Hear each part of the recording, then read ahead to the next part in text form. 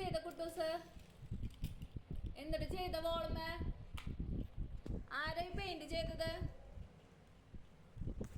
അപ്പൂസ, ഞാൻ എന്തിനാണ് ഇവന്മാരിങ്ങനെ ചീത്ത പറയണേന്നാവും നിങ്ങളൊക്കെ വിചാരിക്കണ്ടാവും. അതേ നോക്ക്, കണ്ട വോള് നല്ല ഭംഗിയില്ലേ കാണാൻ? എൻ്റെ കണ്ണൊന്ന് തെറ്റിയപ്പോഴേക്കും ഇതാണ് ഇവിടുത്തെ അവസ്ഥ. ഇനി നിങ്ങൾ പറ, കറ നല്ലതാണോ?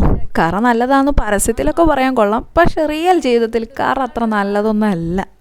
എനിക്ക് വന്ന കലിപ്പിന് ദേഷ്യത്തിന് ഞാൻ അവന്മാരെ അടുത്ത് കുറേ ചീത്തയൊക്കെ പറഞ്ഞു. പക്ഷെ എന്താ കാര്യം, ചീത്ത പറഞ്ഞുകൊണ്ട് നമ്മുടെ വോള് വൃത്തിയാവും വെളുക്കില്ലല്ലോ. അപ്പം ഞാൻ ഇനി എന്ത് ചെയ്യുമെന്ന് ഞാൻ കുറേ ആലോചിച്ചു. ബുക്ക് പെയിൻറ് ചെയ്യാൻ കൊടുത്ത ഞാനാ. അതേ നോക്ക്, നല്ല ഭംഗിയിൽ ബുക്ക് പെയിൻറ് ചെയ്തിട്ടുണ്ട്. ഓഹ് എന്താ ഭംഗി, നല്ല കലാവാസനയുള്ള എൻ്റെ മക്കൾ എന്നെ കണ്ട. ഇനി ഞാൻ എന്ത് ചെയ്യുമെന്ന് ഞാൻ ആലോചിക്കുമ്പോഴാണ് യൂട്യൂബിലത്തെ വീഡിയോസ് ഞാൻ കണ്ടത്. ഇതൊന്ന് ട്രൈ ചെയ്യാമെന്ന് വിചാരിച്ചു. ഏത് ഈ ബ്രഷും പേസ്റ്റായിട്ടുള്ളത് ഫസ്റ്റ് ടൈമാണ് കേട്ടോ ഞാനിത് പരീക്ഷിക്കണേ. അങ്ങനെ ഉറച്ചു തുടങ്ങിയപ്പോൾ എനിക്ക് മനസ്സിലായി ഇതിലൊക്കെ കാര്യമുണ്ടല്ലേ. 100% റിസൾട്ട് തന്നെയാണ് കേട്ടോ ഇതിന്. എനിക്കിപ്പോഴല്ലേ പരീക്ഷിക്കാൻ പറ്റേ, പക്ഷേ ഇത്തിരി പണിയെടുക്കണം കേട്ടോ. നന്നായി അങ്ങോട്ട് വരച്ചാൽ എന്നെ ഇത് പോവുള്ളേ. അത് കഴിഞ്ഞ് ചുമരുമെന്ന് പോകാൻ ഞാൻ ഇത്തിരി പ്രയാസപ്പെട്ടു.